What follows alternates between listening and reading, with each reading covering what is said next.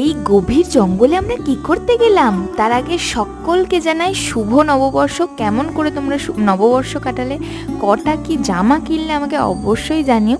আমি এবারে একটাও জামা কিনিনি, তবে খুব ভালো কাটিয়েছি আমি নববর্ষ। তো ৩-৪ দিন আগে আমি মামার বাড়ি গেছিলাম, আর মামার বাড়ি কলা বাগানটা পুরো একটা জঙ্গলই মনে হয়।